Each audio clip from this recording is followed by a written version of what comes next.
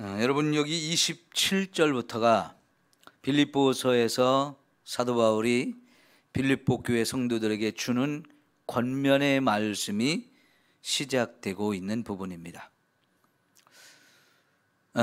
바울이 지금 로마 감옥에 있다고 했죠.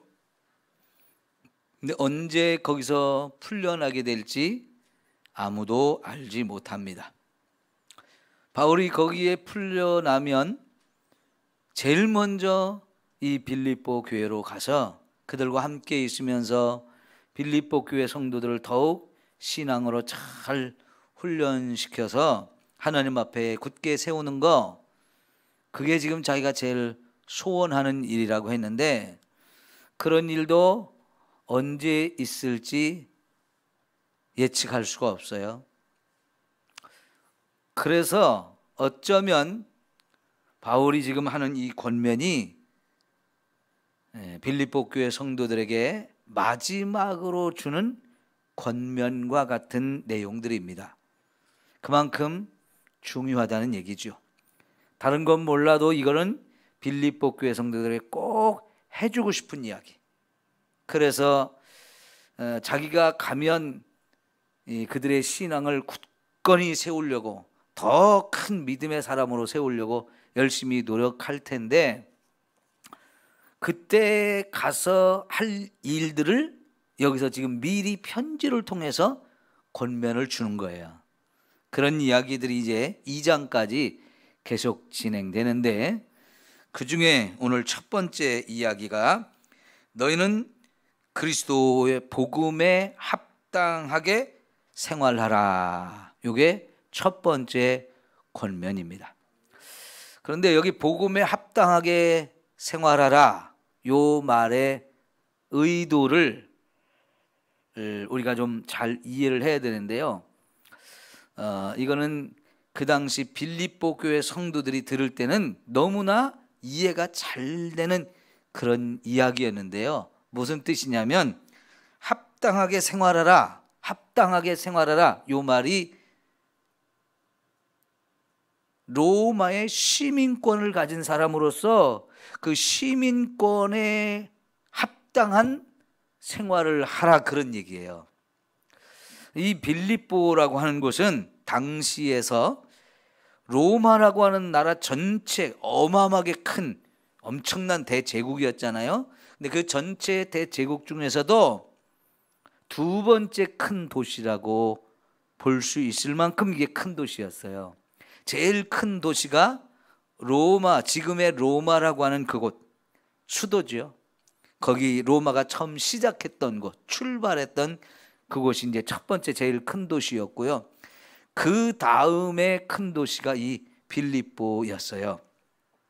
이 빌립보에는 특별히 로마의 군인들로 살다가 은퇴한 퇴역 군인들, 이 사람들을 여기 빌립보에 살 수 있도록 조치를 취해줬는데, 퇴직금으로 돈도 많이 받았고요, 땅을 받은 거예요. 그래서 퇴역한 군인들이 와서 거기에 받은 땅에다 자기 집을 짓고 노후의 삶을 여기서 살 수 있도록 이렇게 배려를 해줌으로 인해서 돈 가진 이 퇴역 군인들이 오니까 거기에 장사하는 사람들도 많이 몰려오고 점점 도시가 커져가지고 굉장히 크게 번성했던 도시입니다. 그리고 로마의 군인으로 살다가 퇴역을 했기 때문에 그들에게는 특권이 주어졌어요. 그게 뭐냐면 로마의 시민권입니다.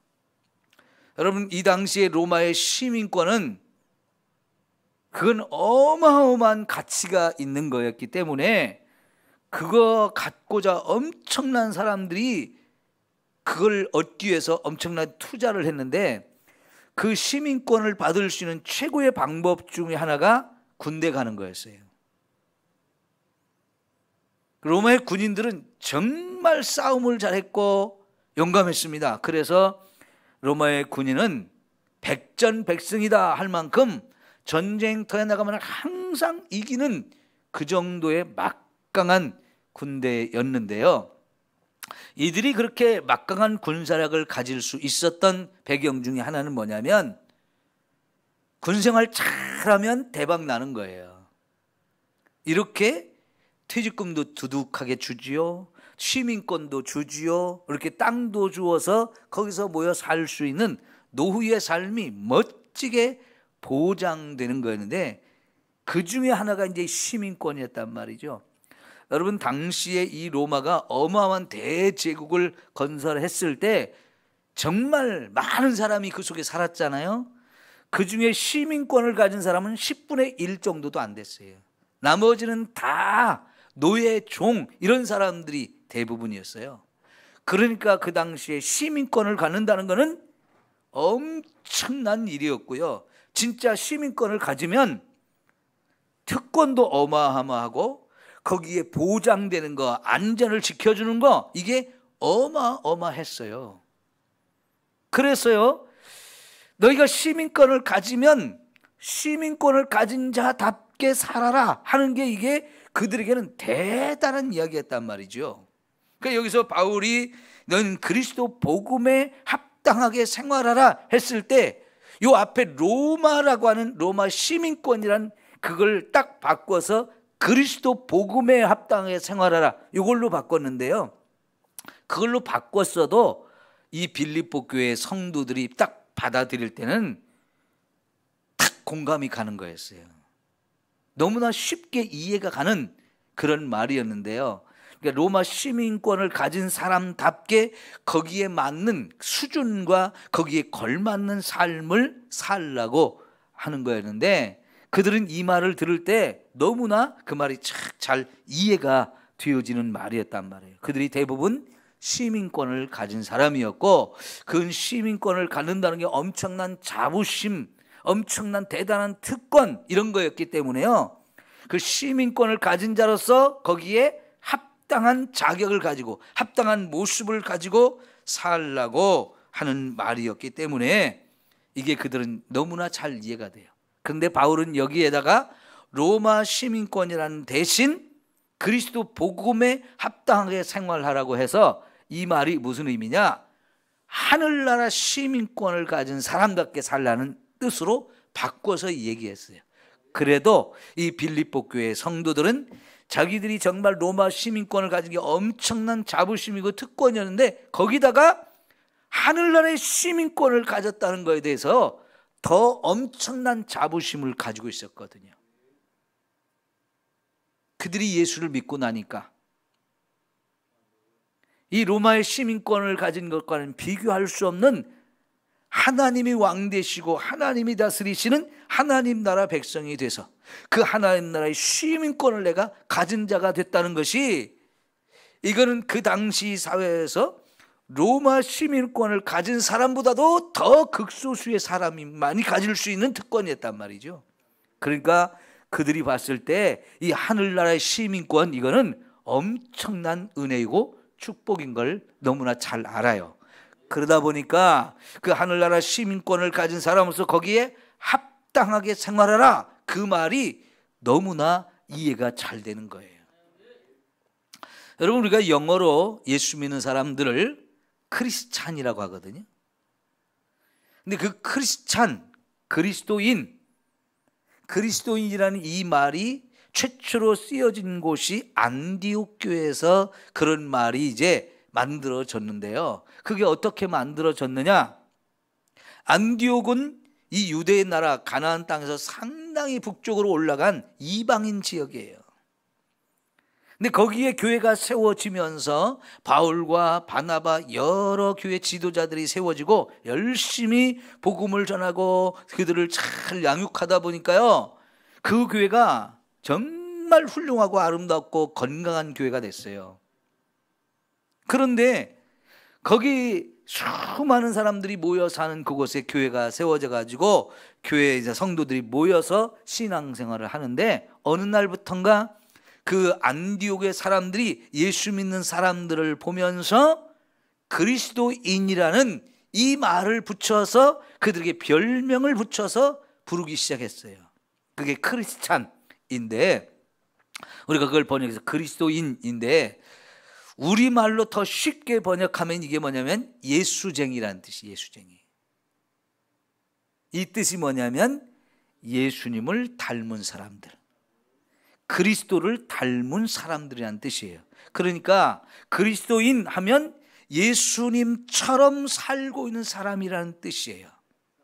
이것을 예수 안 믿는 사람들이 예수 믿는 사람들에게 붙여줬다는 얘기는요, 이 그 당시 여기 이 안디옥에서 신앙생활하는 사람들이 얼마나 신앙생활을 멋지고 아름답게 했는지를 보여주는 얘기예요.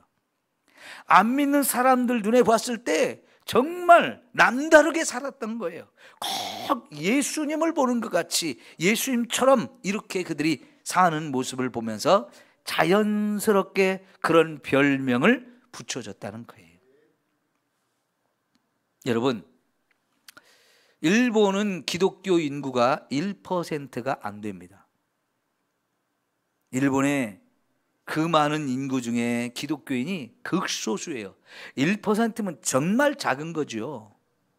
그런데 여러분, 일본어 사전에, 일본의 자기 나라 사전에 그리스도인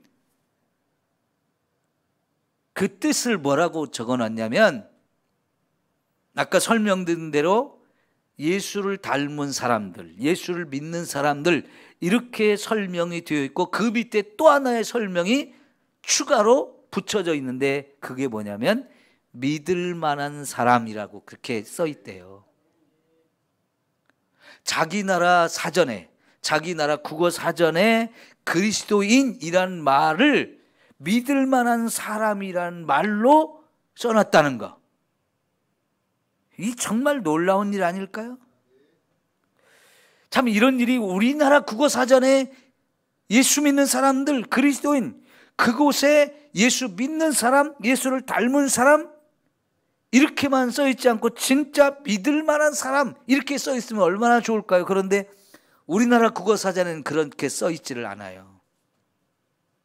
근데 놀랍게도 일본의 기독교 인구가 1%밖에 안 되지만 그 그리스도인들, 예수 믿는 사람들을 보면서 일본 사람들은, 아, 예수 믿는 사람들은 믿을 만한 사람이야, 다 이렇게 인정한다는 거예요. 그 얼마 되지 않는 사람들이 얼마나 신앙생활을 제대로 하려고 노력했으면 그럴까요? 일본이 전도가 안 되기 때문에 기독교 인구가 늘어나지가 않아요. 정말 전도가 어렵다고 그래요. 선교사들도 들어가면 한 사람 구원시키기가 정말 어려워가지고 일본은 선교를 하다가 포기하고 선교사들이 다 떠나간대요. 아무리 전도를 해도 사람들이 안 믿으니까요.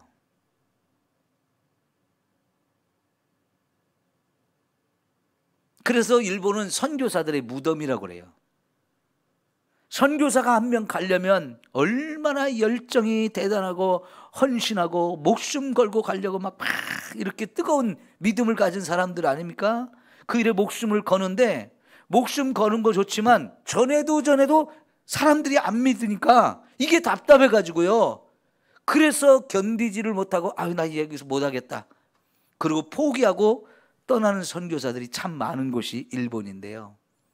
그런데 일단 그 사람들이 예수를 믿잖아요. 그럼 얼마나 잘 믿든지 국어사전에 그들은 믿을 만한 사람이다라고 인정을 받을 만큼 제대로 신앙생활을 하는 거예요. 이런 거는 우리가 좀 본받아야 될 것 같아요.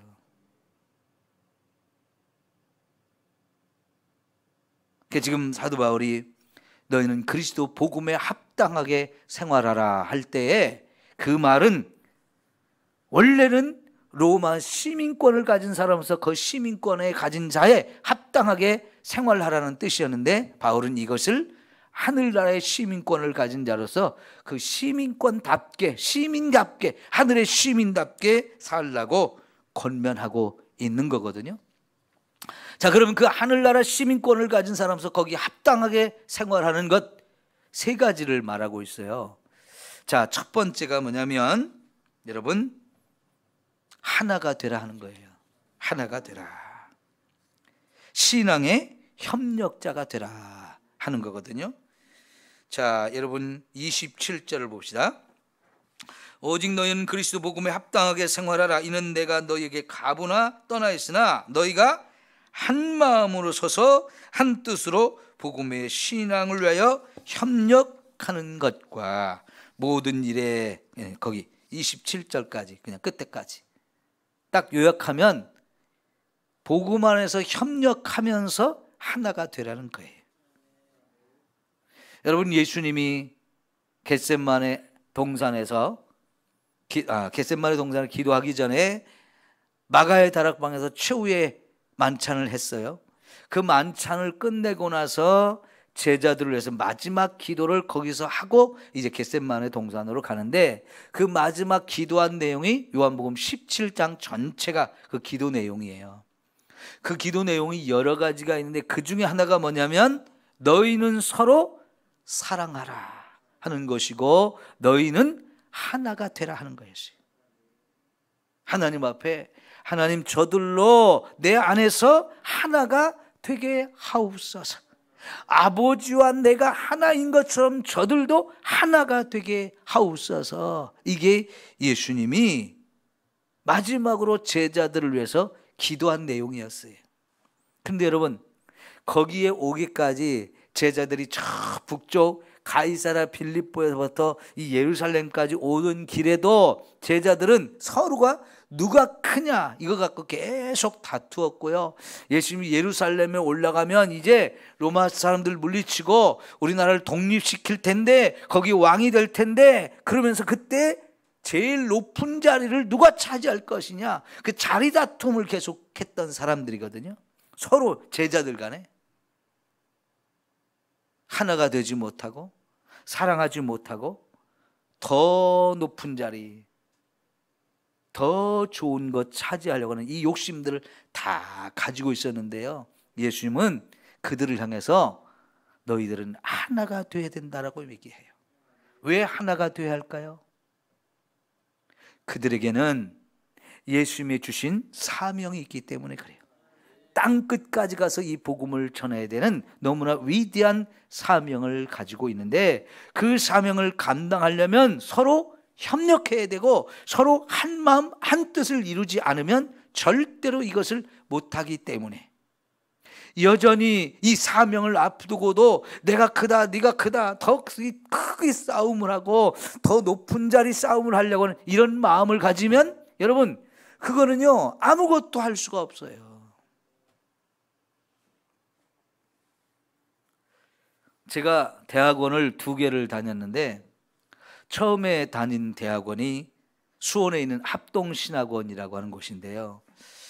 제가 거기 가서 정말 이 학교 잘 왔다, 이 학교 너무 좋은 학교다라고 느낀 것들이 너무나 많은데요. 그 중에 하나가 뭐냐면 교수님들이 하나로 똘똘 뭉쳐 있다는 거예요.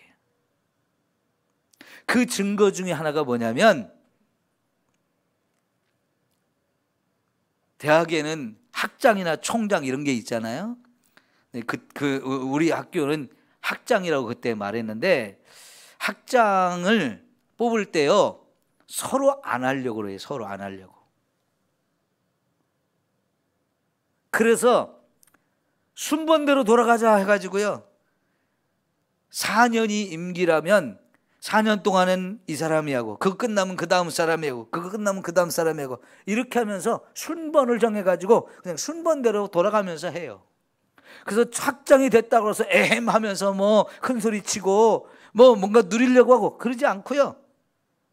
학장이 되기 전이나 된 후나 별로 다를 게 없어요. 서로 존중하고 서로 높여주고 그러면서 하나가 되어 있으니까요.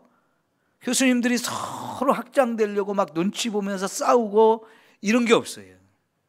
그런데 여러분, 아무리 신학대학이라 해도 교수님들 간에 그런 학장 되려고 하는 싸움이 없을까요?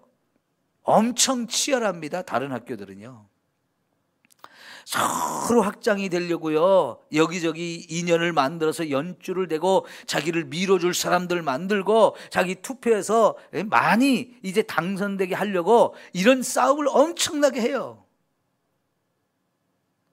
그런데 그 학교는 교수님들이 서로 확장되려고 하지 않기 때문에 돌아가면서 순번을 정해 그렇게 하다 보니까요, 그 학장이라고 해서 뭐 특권을 누리고 막 그걸 자랑하고 그 대단한 것처럼 막 이러지 않아요. 서로 강의를 많이 맡으려고, 그래서 돈 많이 벌으려고 그런 것도 욕심을 부리지도 않아요. 공평하게 이 과목을 만들어야 되고 이 과목도 꼭 만들어야 되고 다 이렇게 해가지고 필요한 과목 다 만든 다음에 이거는 어느 교수님, 이거는 어느 교수님 다 이렇게 서로 공평하게 다 나누어서 함께 하지 욕심 부리는 게 없어요.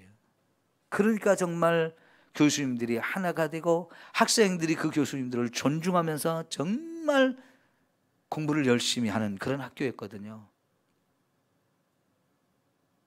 여러분, 제자들이 하나가 되지 않고 서로 높아지려고 이러면 이게 얼마나 심각해지겠어요.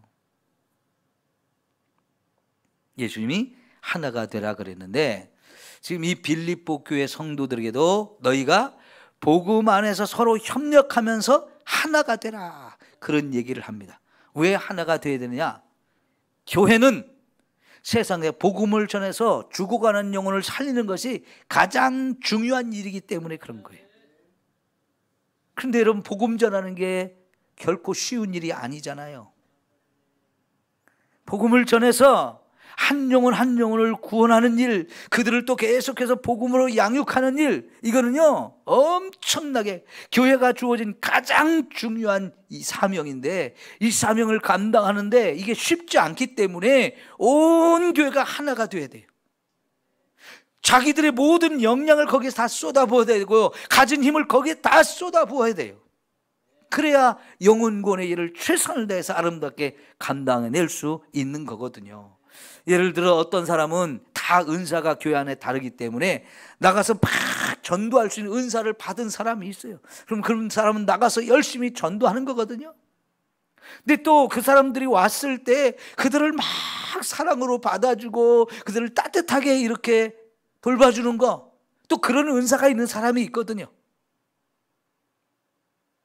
그도 그들에게 또 복음을 자꾸 가르쳐가지고 그 믿음이 자랄 수 있도록 또 이렇게 양육하는 사람이 또 있는가 하면요, 아, 우리 교회 이런 일도 해야 되는데 좀 와서 같이 합시다, 같이 합시다. 자꾸 사람들을 불러내서요 좀 일을 자꾸 만들어가고 협력할 수 있는 이런 일을 하는 사람들이 또 있어요. 이런 각자의 역할들이 결국은 다 모아져서 어떻게 해요?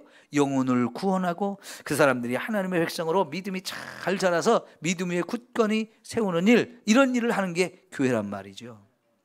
근데 그런 일이 따로따로 각자 하면 되겠어요?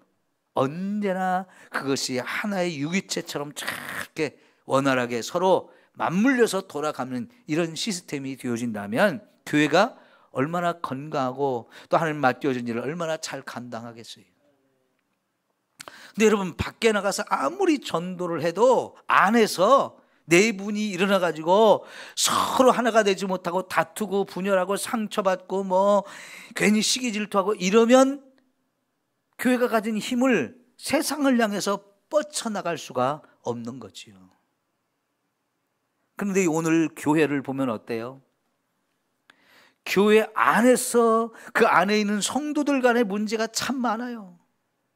다툼도 있고요, 상처받았다는 사람들도 있고요. 그래가지고 그 안의 문제를 해결하느라고 교회가 가진 힘을 거기다 다 쏟아붓고 있어요.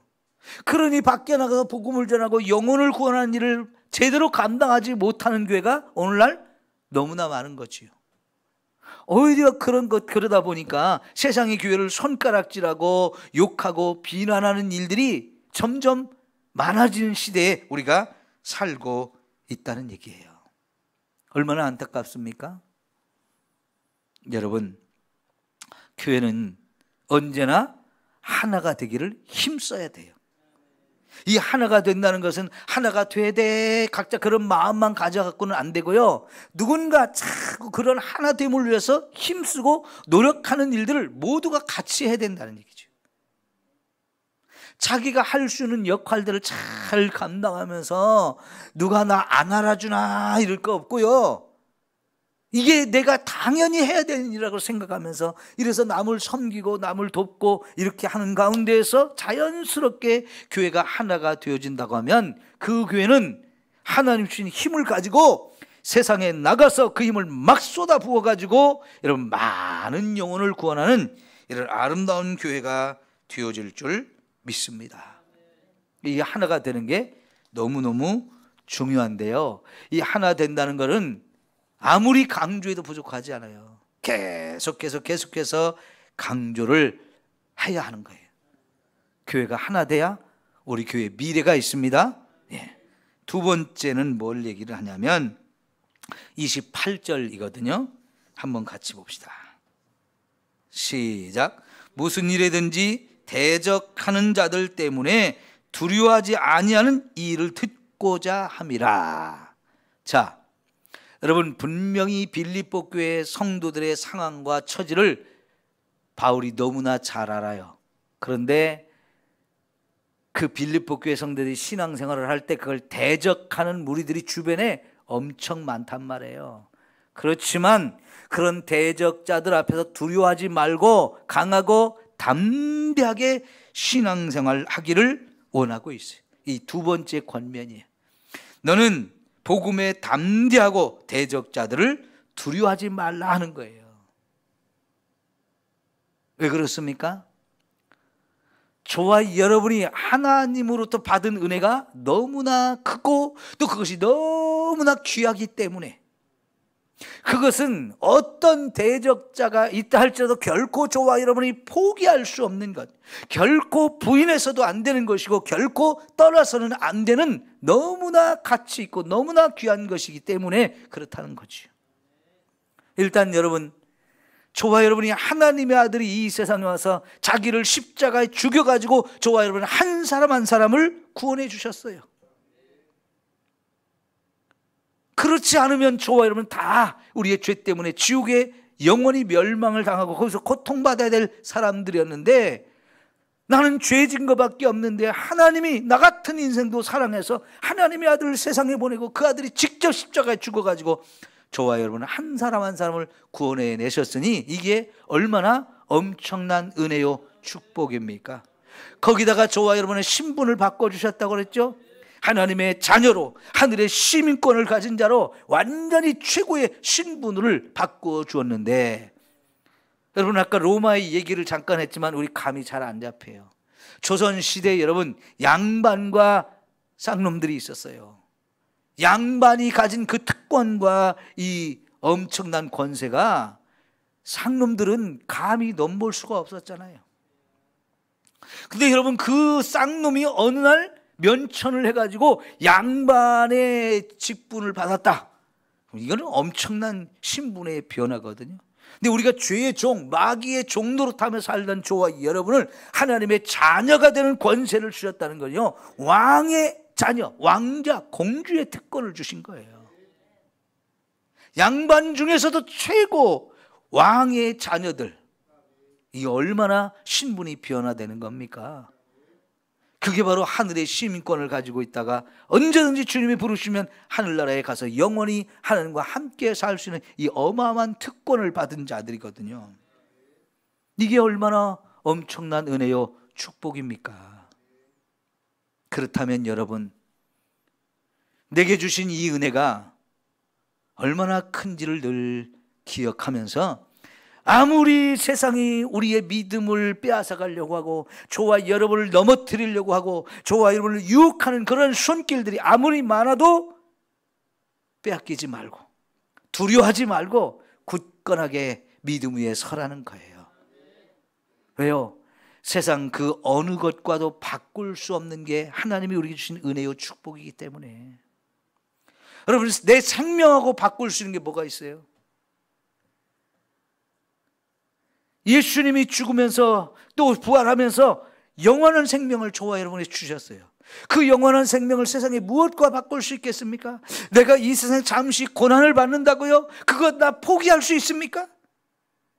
어떻게 고난받는다고 영생을 포기하겠습니까? 우리 믿음의 선조들은요, 그 어떤 고난이 와도 믿음을 포기하지 않으려고 그런 두려움과 맞서 싸우고 대적자 앞에 당당하게 섰어요. 죽이려면 죽여라. 죽어도 나는 부활해서 천국에서 영원히 살 것이다. 죽으면 그 바로 나는 이 땅에서 고난 당할 것도 없고 이것저것 두려워할 것도 없고 바로 천국에서 사는 것이다. 이러니까요, 그까짓 것 죽음 당하는 거, 고난 당하는 거 이런 게 조금도 두렵지 않았던 거지요.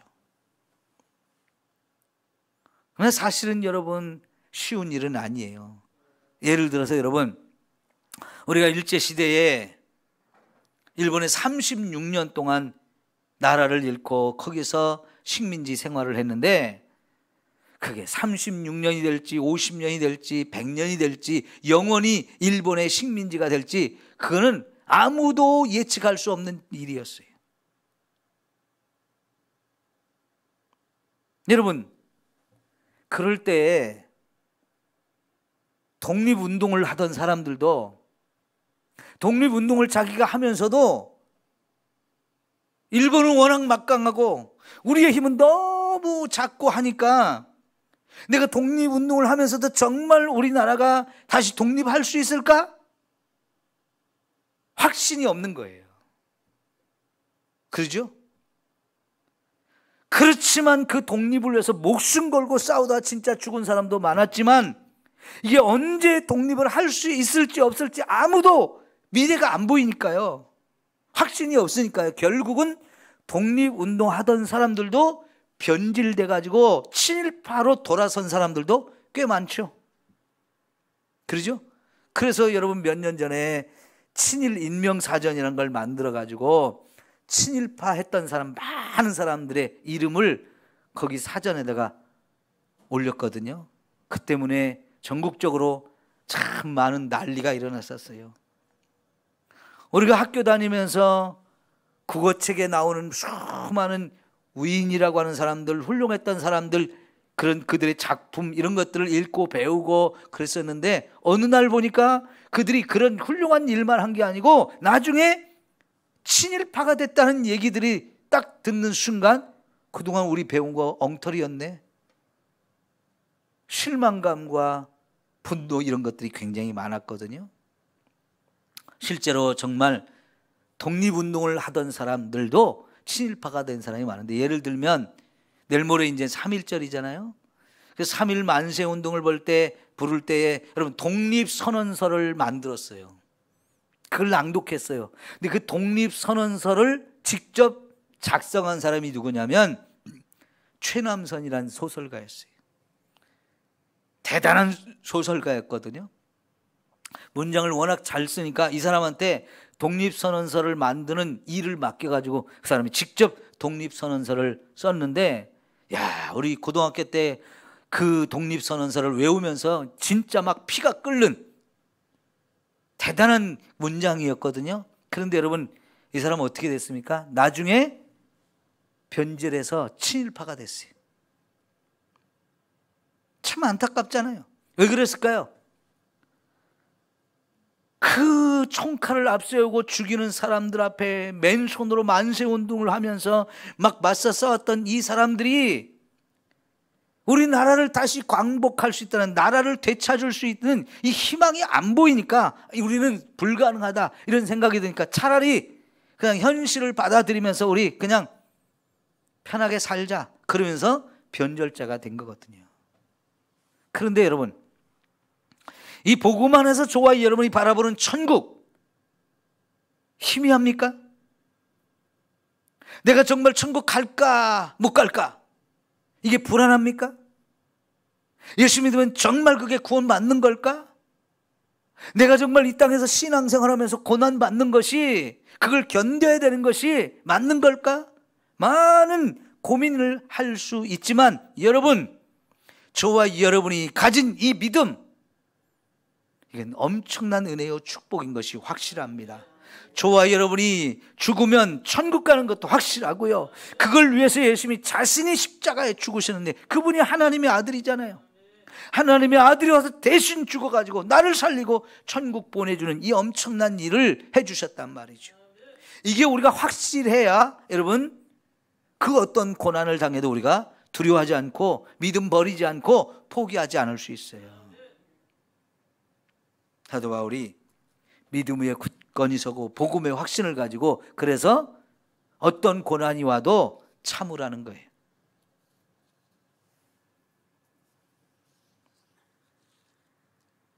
세 번째가 이제 바로 연결되는 게, 이 복음을 하나님이 우리에게 주셨는데 그게 은혜라면 그 은혜는 고난도 들어있다는 거예요. 그 은혜 속에는 고난도 들어있다는 거예요. 복음을 통해서 저와 여러분을 구원하셨을 뿐만 아니라 이 복음의 은혜 속에 고난의 은혜도 있다는 거예요. 그리스도를 위해서 고난받는 거, 그리스도와 함께 살면서 고난받는 거, 그것도 하나님이 저와 여러분이 허락하시는 일이고, 그걸 잘 받으라고 얘기하고 있어요. 사도 바울도 지금 그 고난을 받고 있고, 빌립보 교회 성도들도 이 고난을 받고 있는데, 그 고난이 의미 없이 오는 게 아니고 하나님께서 허락한 거라는 거죠. 그렇다면 복음 속에 축복만 있는 게 아니고 이 고난도 있으니까 그런 고난을 잘 감당하라고 이야기를 하는 거예요. 사실 우리가 고난이라는 걸 생각하면 참 힘들게 생각되잖아요. 나 그거 못할 것 같잖아요. 여러분, 저 우크라이나에서 전쟁이 일어나가지고 러시아가 어마어마한 무기들을 동원했어요. 자기 나라 본토에 앉아가지고 버튼만 누르면 그냥 미사일이 팍팍 날아가가지고요, 러시아의 중요 시설들, 군사 시설들, 방송국 이런 거, 통신사 이런 걸 다 파괴를 시켰어요. 그리고는 막강한 탱크 부대, 전차 부대를 막 동서남북 사방에서 보내가지고요, 막 휩쓸고 들어왔어요. 근데 이 우크라이나가 가지고 있는 탱크들은 옛날 거라서 새로 만든 러시아의 탱크들하고 전차들하고 맞서 싸울 능력이 없어요. 그래가지고 러시아의 군대가 얼마나 깊숙이 들어왔습니까? 러시아의 우크라이나 수도 키예프라고 하는 곳이 바로 앞에까지 이렇게 러시아의 전차들이 와가지고 이제 곧 키예프 점령한다, 이런 상황들이 되어졌거든요.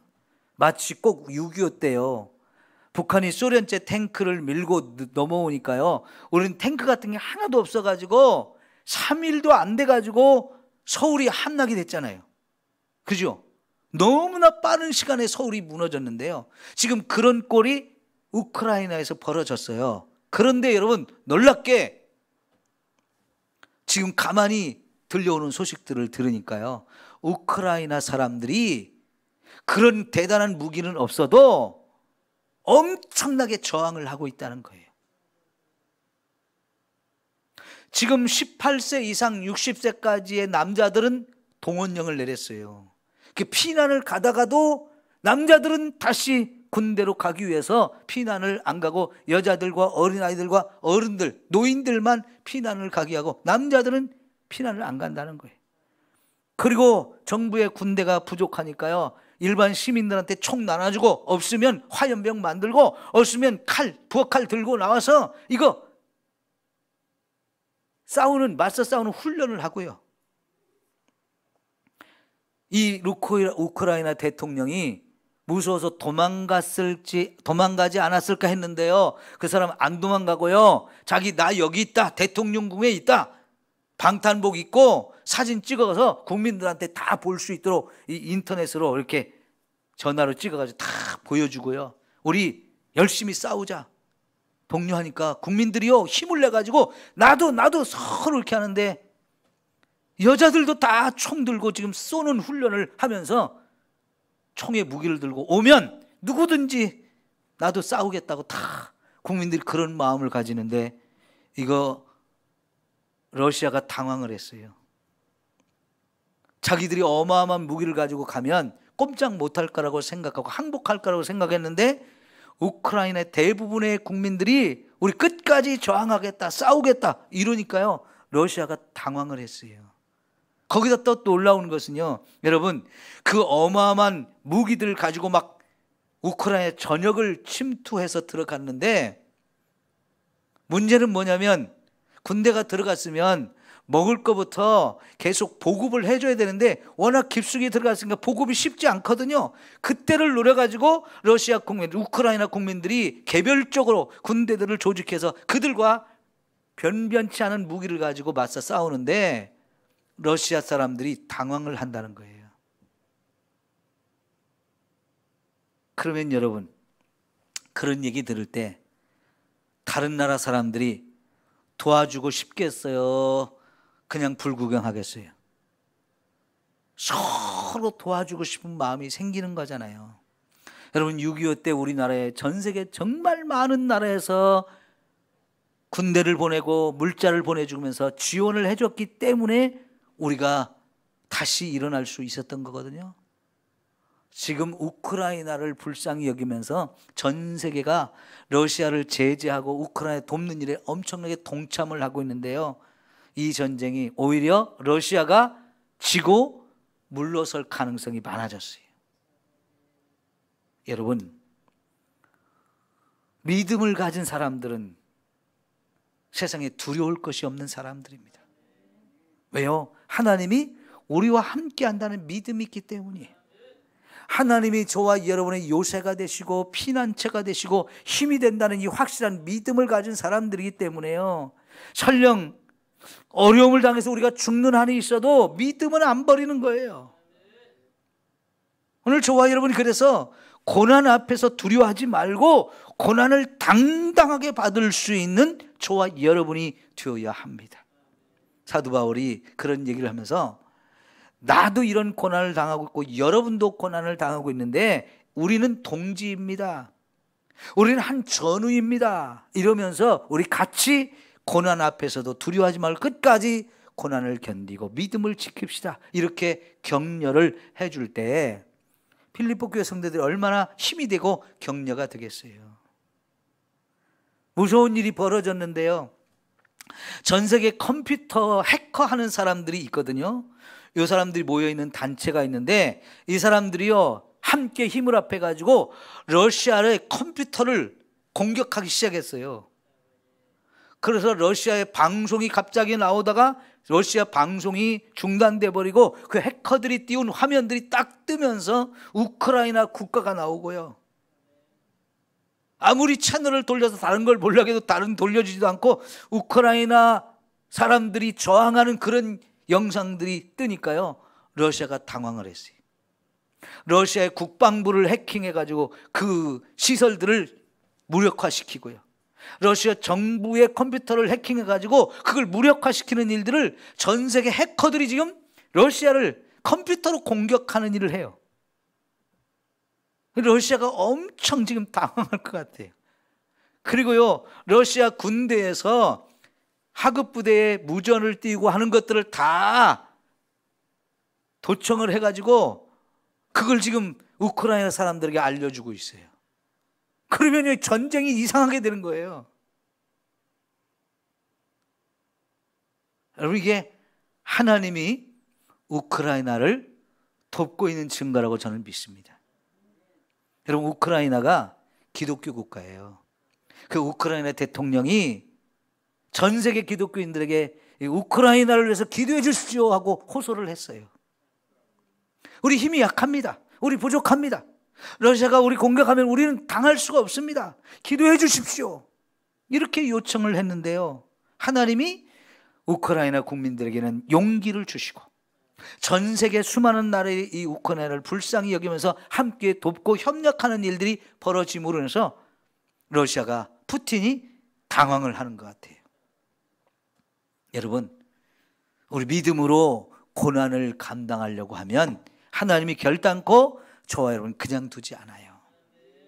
이기게 하시고 감당하게 하시고 더 큰 은혜를 우리에게 부어주실 줄 믿습니다. 믿으면 고난이 따르지만 하나님의 은혜는 더 크게 임하는 거예요. 이런 권면을 사도 바울이 주면서 너희는 복음에 합당하게 생활하라. 그렇죠. 그러면 우리는 당연히 이 복음에 합당한 생활을 해야 되겠죠. 기도합시다.